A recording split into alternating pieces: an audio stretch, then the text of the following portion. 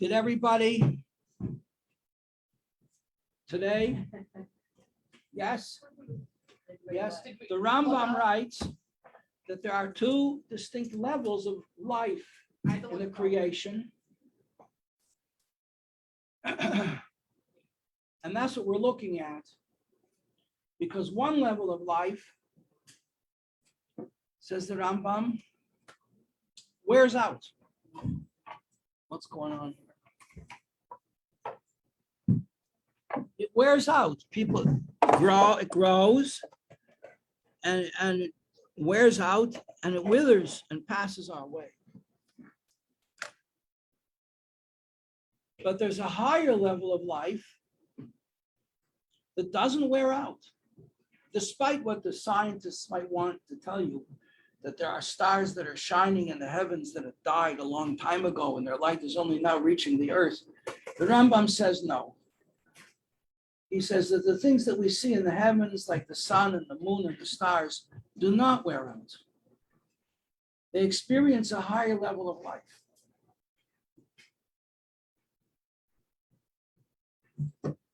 And this gives us a different attitude towards life in general.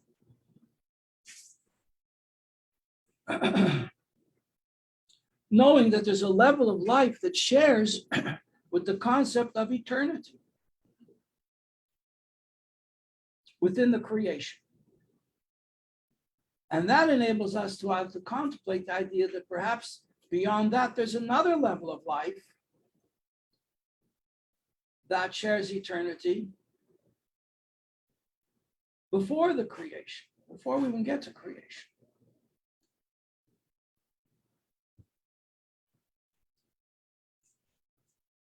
And we'll speak about this during the year because one level of life is the way Hashem fills everything in the world with life. Each person has his life forces within him, his life energy, the powers that are vested in his physical being, power to see, power to hear, power to think, power to move, power to digest your food. These are all powers that they emanate from the soul. So the soul contains all these powers and is greater than all of them. It contains all of them. But each power has its limits and its functions. And the power of the soul matches the physical organ that can receive it. So that the power to see is just perfect for your eyes.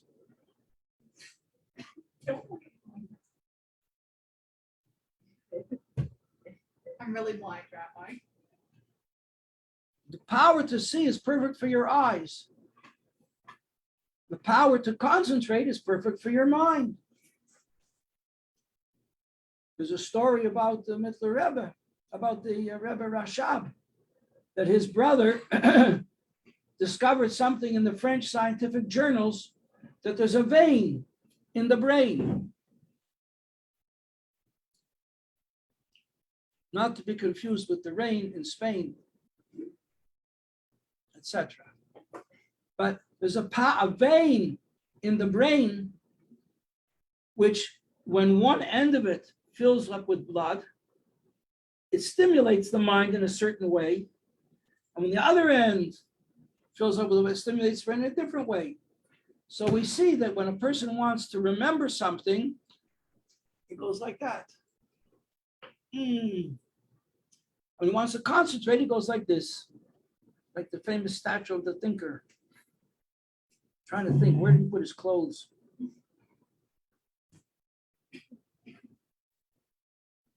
None of you have seen that statue, huh? Yeah. You have. Where did he put his clothes?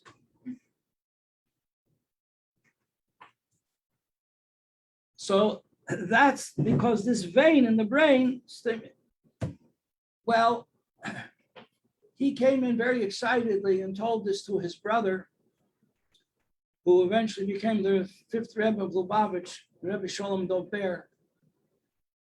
He was in the middle of washing for bread.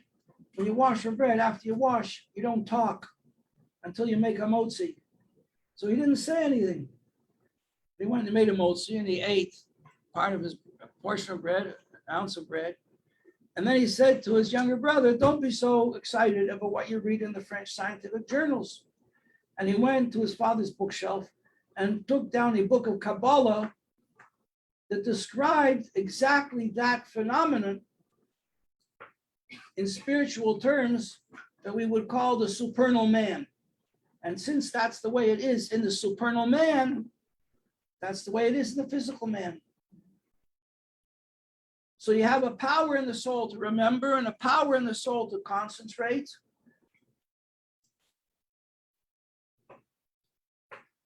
But they are all limited. The power to see doesn't work in your ears. And the power to digest your food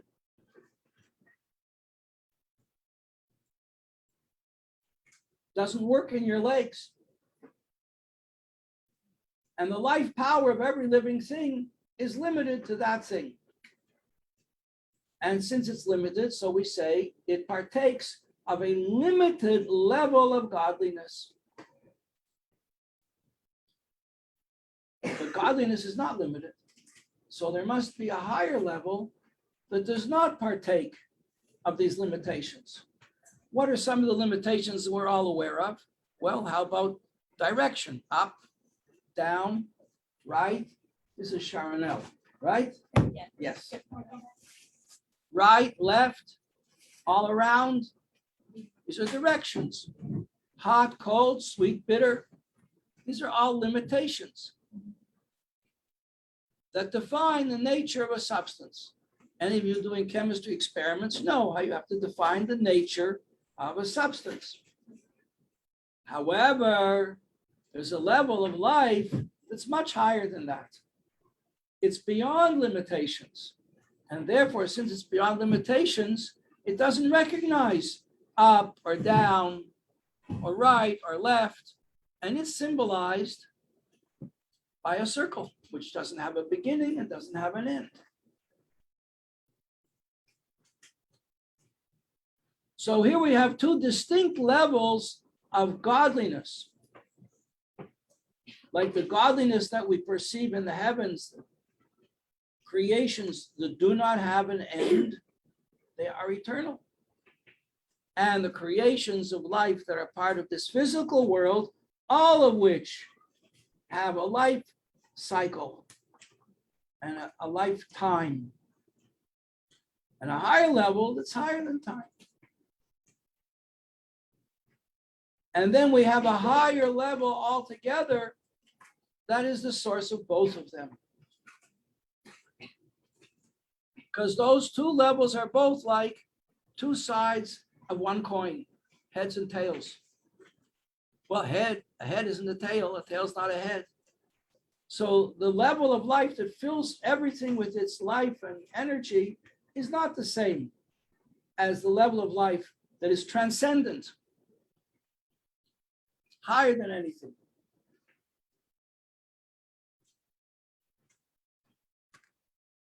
What's a good symbol we can use? Nowadays, we have symbols for things that we can understand that in previous generations, people had to just use their imagination. You know, like it says in the Ethics of the Fathers, which we said yesterday, what's the Ethics of the Fathers? It's the collective wisdom of our people. Like I said before, if you want to find wisdom, that's where it is. Wisdom is in that book. The Teachings of the Fathers, called Pirkei Avos.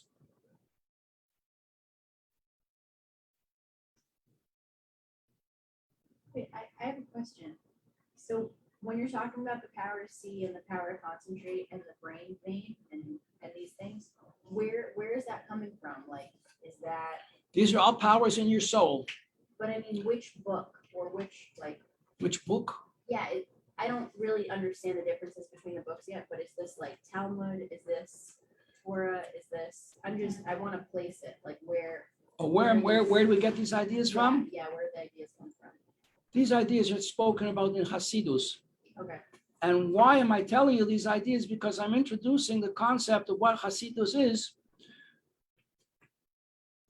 Hasidus is just like you have a soul in your body that gives you all these powers. So everything has a body and a soul. That was the first thing I said in this class. Remember the first day? The very first thing. Everything has a body and a soul. Even the Torah has a body and a soul. You just mentioned 3 levels of the Torah. But there's a soul to all of them. And that soul is described and spoken about in detail and at length in the teachings of the Baal Shem Tov, which come down to us through our holy Rebbeim, starting with the Baal Shem Tov.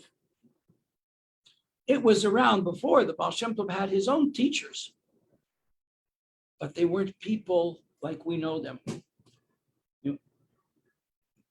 But he gave it over to his students who were people of flesh and blood. Who were his teachers? That's a good question. I'm glad you asked. That's not my joke. That's Rabbi Gordon's joke. If you listen to Rabbi Gordon on the Chabad.org, he's very funny. And he's brilliant and he's a wonderful teacher. And when he passed away, hundreds of people began naming their children after him just a few years ago. From New Jersey, from Newark, New Jersey, Rabbi Yeshua Ben Yamin Gordon, Josh Gordon.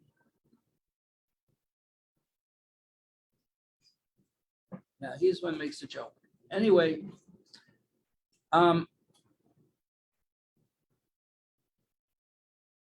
we learn in the traditions of Hasidus about the history where it comes from. The Baal Shem Tov was an orphan from the age of 3, some say the age of 5. Previous Rebbe writes from the age of 5. If you want a reference book about all this, you have the memoirs of the previous Rebbe are full of these details. Then there are other books written, extrapolated from his memoirs, which may be easier to read, to learn the history of thought. At the age of 16, he was an orphan, so he spent a lot of his time hanging around in the woods, meditating and thinking about godliness, perceiving God in everything, life and nature. He was an extremely serious spiritual child. His father was a great tzaddik, a great tzaddik, Rabbi Eliezer, and he was the child of his old age. His mother's name was Sarah. Who's Sarah? Who's Sarah? Last name?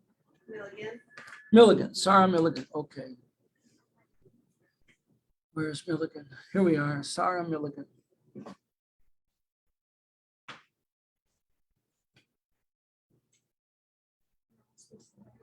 I think, I'm not sure about this detail anymore. I have to check up on it. I think from the age of 16,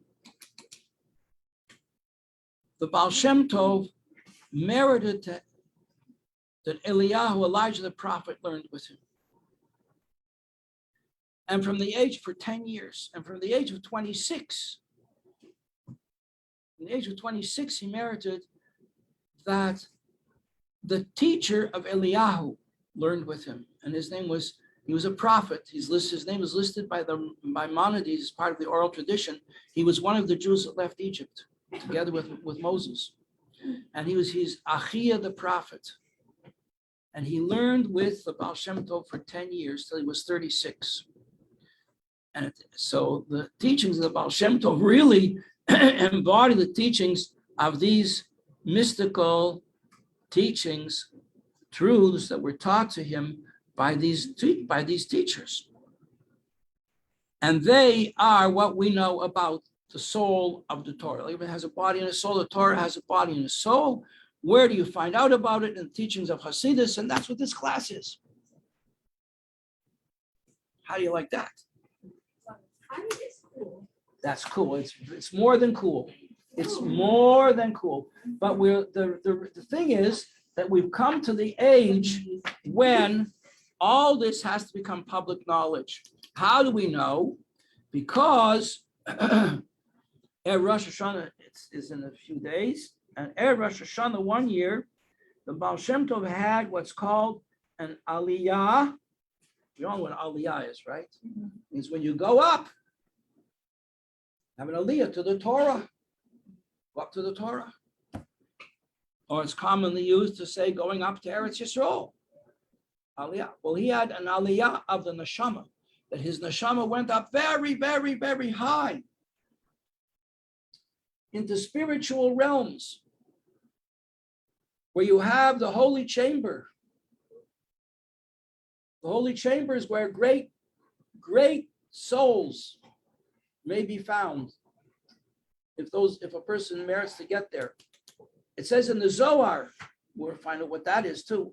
2,000 years ago, Rabbi Shimon Bar Yochai taught the Zohar, which is the fundamental teaching of mysticism in Jewish thought, which reveals, again, what is the soul of the Torah. It's all there in the teachings of Rabbi Shimon Bar Yochai. It says in the introduction to the Zohar, there was a great scholar from 2,000 years ago named Rabbi Chia.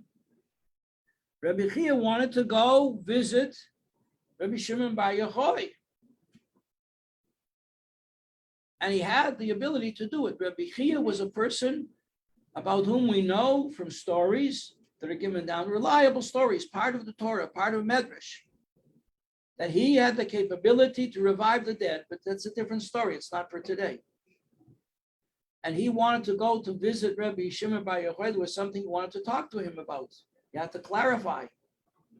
And he had the power to transcend his physical limitations and get up there. And a voice came out. He heard a voice, a heavenly voice, that said, "Oh, you want to go to the chamber of Rabbi Shimon Bar Yochai? If you have not been able to transform bad into good and make that which is bitter into sweet, don't even think of going there. Does he mean that Don't even think of going there." does he mean that literally? Yes, Taste? yes, Can you yes, taste? yes, yes. To Like doing transform alchemy with your totally mouth? negative, tragic experiences into positive, good ones. That is a tremendous power of tshuva in one's own self and in the world at large. I mean, everything, what's behind it, everything is from God. God only does good things, but we don't see that it's only good. But anyway, that's what it said. So that's what it means, the chambers of the exalted ones. In the highest reaches of heaven, you have lower levels of Gan Eden, higher levels of Gan Eden, highest levels of Gan Eden.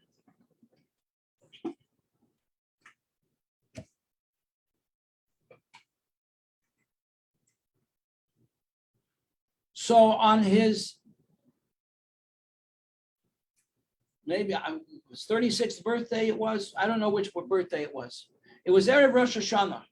The birthday of the Baal Shem Tov is the 18th day of Elul, High Elul.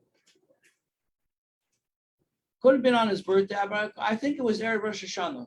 He wrote this in a letter to his brother-in-law, who was himself a great Torah scholar,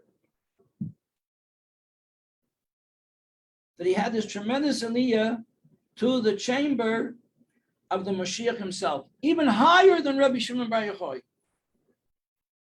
Even higher than Rabbi Shimon Bar Yochai. And he was way up there. Now, if you were to greet the Mashiach today, what would you say? I don't think I would have any words to say. You wouldn't have words. That's I what don't- you wouldn't know what to say. Say, "Hello, Mr. Mashiach. How are you? Where are you hiding? We need you very badly." I feel like Well, I get to say that's because you didn't words. learn the right passage in the Talmud yet, but you're going to learn it now. Because it was a very, very great rabbi, like our Rebbe. Very, very great person. Just like, really, you could compare him to the Rebbe. Named Rabbi Yeshua ben Levi. Rabbi Yeshua ben Levi was so great, it says every day he would meet Eliyahu Hanavi. He would meet Elijah the prophet, like on a daily basis. And he said to him one day, "Rabbi Elijah Hanavi, We need the Melech HaMashiach to come and get us out of this. The Jews were suffering terribly under the Roman persecutions. It's 2,000 years ago.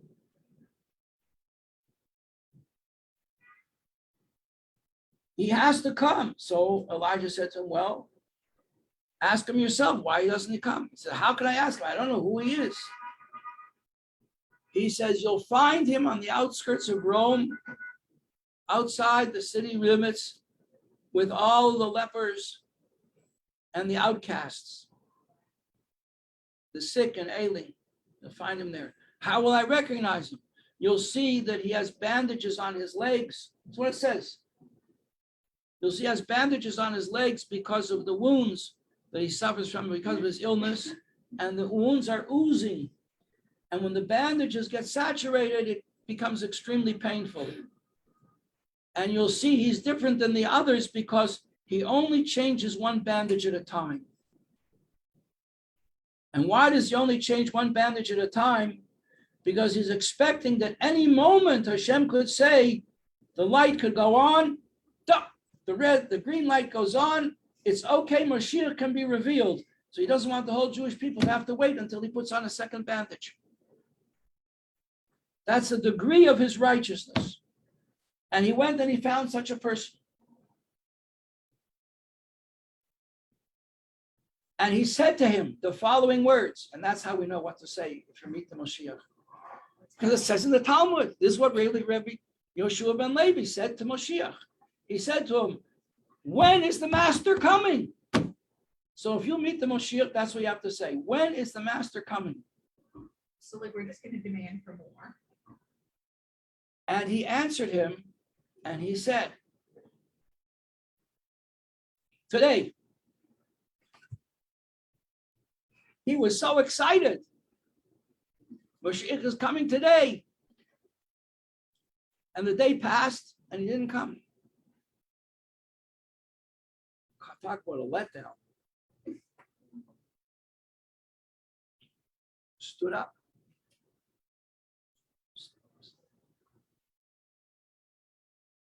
He went back the next day.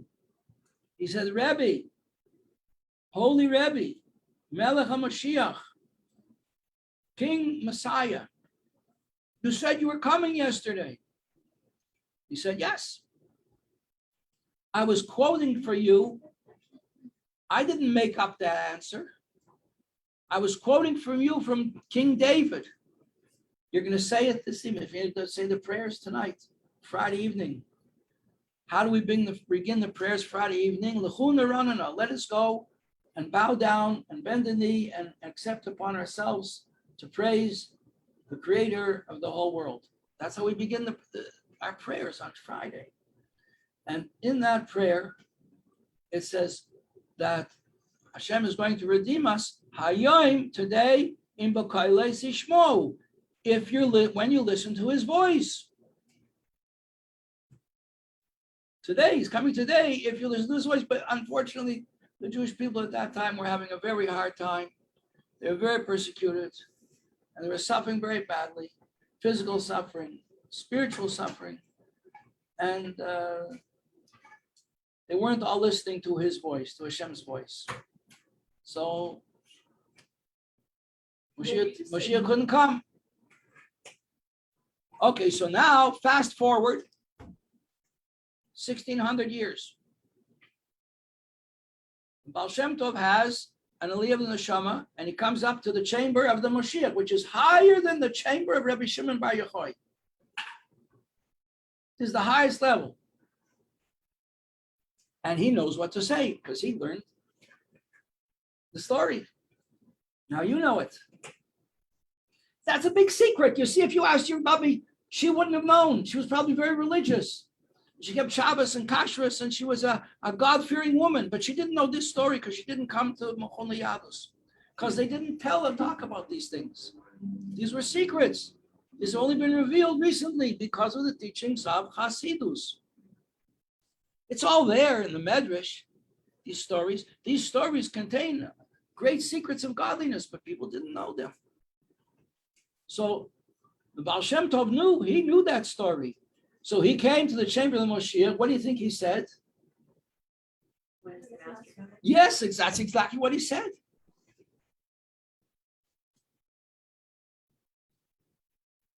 The Rebbe asks a question on this. The Rebbe says, why did he say that? It had already been said thousands of years earlier, almost 1,600 years earlier. Why is he repeating the same question? He got the answer. He knew the answer. Because the answer was no longer valid. Because the Baal Shem Tov had an argument. He said, Rebbe, you said you're coming in B'Kele Sishmo. If we'll listen to his voice, to the voice of Hashem, we have listened to the voice of Hashem.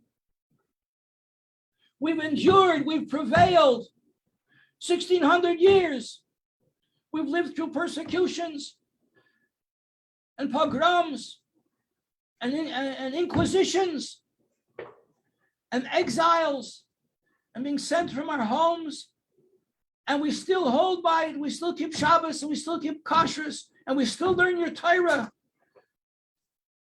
We didn't fail and we didn't falter. So why didn't you come? We did listen to your voice. So the Mashiach had to give him a different answer. Had to give him a deeper answer. What did the Melech Mashiach say to the Baal Shem Tov? He said to him, I'm coming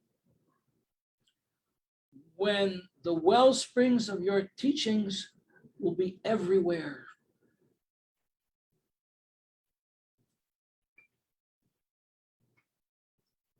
And the Baal Shem Tov was very, very sad to hear that. Because in those days, they didn't have telephones, they didn't have cell phones, they didn't have internet, they didn't have texting, and they didn't have Facebook, and all these things that allow us to communicate at the speed of light with people everywhere in the whole world. You can talk to China and they hear you, same time. Whereas in those days, to get a message somewhere, you usually had to walk. People used to walk for days to come to the Rebbe for a blessing once a year. The story about one of the Rebbeim was coming back to Lubavitch, and he saw two Hasidim who were coming to him for Yontiv, and their feet hurt, and they sat down on the grass, and they were saying by heart a mimer.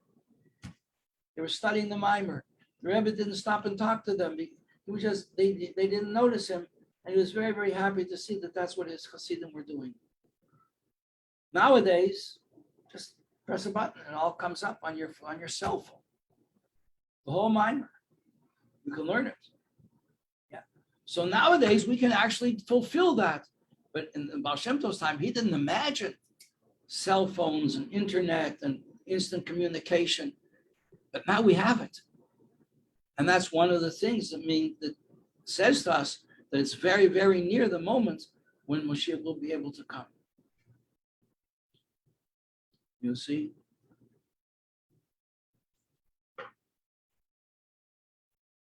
So there we are. This is the soul of the Torah, and it's revealed in the teachings of the Baal Shem Tov. Oh, you know what that means? That means our class is almost over. Okay, but we learned a lot of things today. So gather in your, I have to do this because otherwise I'll keep on going.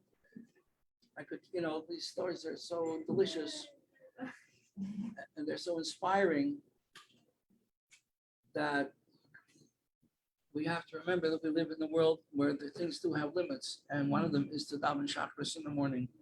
So we're going to have to call this a day, and it should be a good day. It should be Erev Yontiv Day. Oh, so this was the dream of the Baal Shem Tov that he had. When did the Baal Shem Tov get this message that Mashiach is coming, when the well springs of his teaching will spread without? And what are his teachings? This is the teachings of Hasidus. So Hasidus, just like you have a soul, there's a source of all your life, and all your life powers come from your soul. So in the Torah itself, there's a body of Torah literature, but there's a soul within it. And you know what the soul is within all that literature? You do know. It's very obvious. Is it us? Hashem. Hashem is the soul of the soul of the soul of the soul. Have a great Shabbos, everybody. Benjamin a good year. This is our last class before Rosh Hashanah. So I wish you all a Kasiva V'Kasiva. Hashem should open your minds and your hearts to Torah and to the service of Hashem, and especially to your relationships with the other girls and with your family and your friends, that you should have open hearts, and because that's what Hashem wants most of all. Hashem wants a good heart. Thank you very, very much. You're an exciting class, very wonderful class, and we'll look forward to learning with you next Thursday when we meet again. Okay, Sarah, I didn't answer your question. I didn't take your question. Now's your chance. Me. Yes. I'm Malka Labana. Malka, I'm sorry. Okay. I have two questions. First. Well, I can't guarantee for both of them, so ask the most important one. Okay, Malka, Talia, yes. Sarah's not here. Bina is not here, right? Yes, she is. Where's Bina? Right here. Oh, you're Bina. Okay, Bina, welcome. Bina, where do you live? Sort of in Park Slope. I'm looking for a Park place. Slope, that's what I in thought so, It's, okay. not Yeah. very, Now I remember. When did I know you from? When were you here last year? She vacation? No, this is my first time here this past week. No. Not so. I met you before. Not in this incarnation. You haven't, I don't think. Well, you're awfully familiar. You must have come to me in my dreams. Paige, Circa. Yes. Circa. Ariel. Michal. Here. Josephine Tamara from Arizona. Josephine? No. Hannah? Rotem? No. Rotem went up. Yeah? No, Rotem was your last day. Sarah Milligan, yes. Sarah Mora? Yes. Tova? That's a good name. Leah Rappaport. Leah, oh, yes. Okay. Sharonell, Hannah Sternberg, yes. Tehillah White, yes. Sofa Gula, who served with Sofa. And Sarah, the other Sarah is here? No. Okay. What's your question? Okay. So, question 1 and 2. When it says listen to the voice, is it talking about a literal voice or more of a spiritual voice, as far as like, in a way we're hearing the voice of Hashem by doing all of these mitzvot, even though we're not hearing. Yeah, the voice of Hashem, we know what the voice of Hashem says. It's in the Torah. Okay. Hashem spoke to Moshe. So it's more so, we're going more so on the spiritual voice, not like a literal, like. Well, that was a literal voice. What Hashem said to Moshe was a literal voice. But we're not going. It's a question. I'm not going to answer it now, but I'm going to leave you with the question: whose voice did Moshe hear? Well, he heard Hashem's. Whose voice did he?